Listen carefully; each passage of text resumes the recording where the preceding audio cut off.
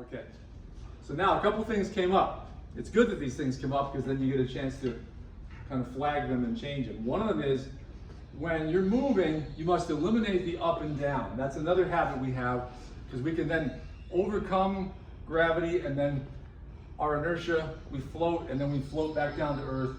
And the second half, the descent of this bubble we create, this motion, is just done by gravity. It saves energy.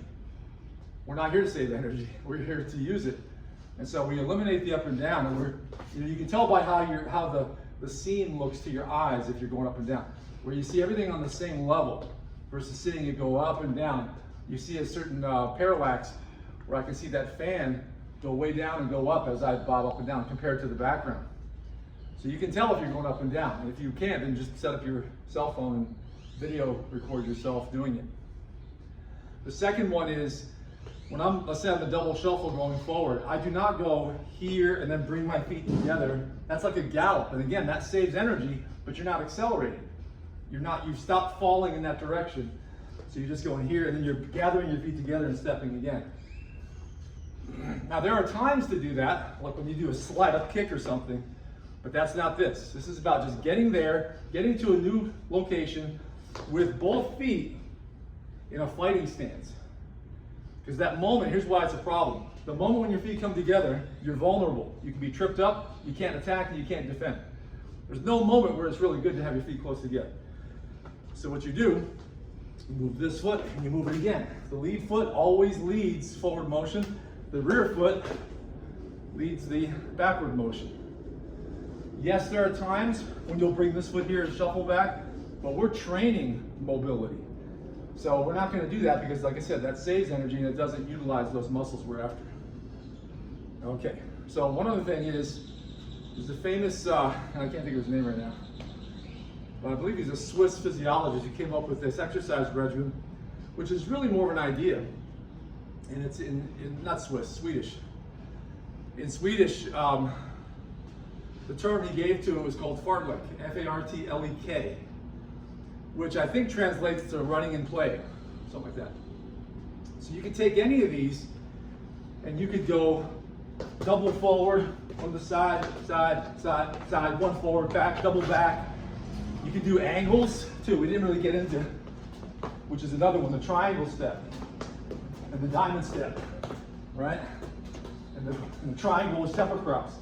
So when you set up a diagram like with electrical tape at home on your garage floor, patio floor outside, you make a cross with the electrical tape and then you do an X in the middle of that. And that's your diagram. You can do all these motions. So you can also step, like I said, diagonally. You can mix it up. Now years ago, every now and then I used to take my students out to do what I call wilderness training. It's a lot of fun. You go out in the woods, like even dense woods, and you tell them, okay, follow behind me and do what I do. Copy me. And we're running, there's tree limbs and you're ducking trees and you're sidestepping and going around things. There's obstacles everywhere. There might be a rock, I'll jump up on the little rock and jump off of it. You're doing these changes of level, and then these dodging motions and sidestepping. Some of it's running, some of it's shuffling, and it was a challenge for them to copy even the changes from running to shuffling to running. And that's fartlek training. And it's a great way to also make your workout fun, but to mix up the kinds of motions you do using your legs and your core to challenge you, challenges your hand-eye coordination as well, and it just gets you moving. You'll start breathing, and you can go as long as you want until you're tired and then do it again. Okay, so quick recap. No up and down, same level, no feet together, which is no galloping. You got triangle, like 45 steps.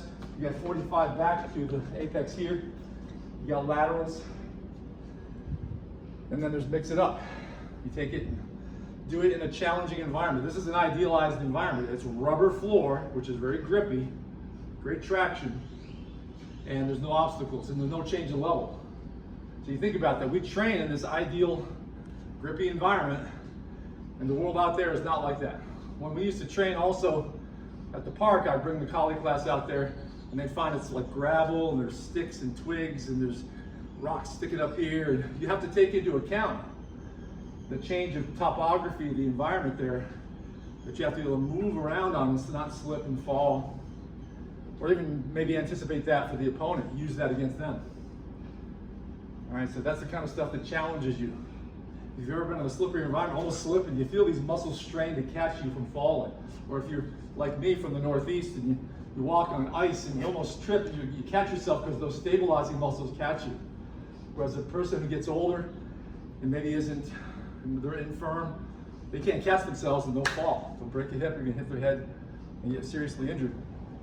These are the muscles that save you. All right, these are the things that enable you to have just crazy good balance.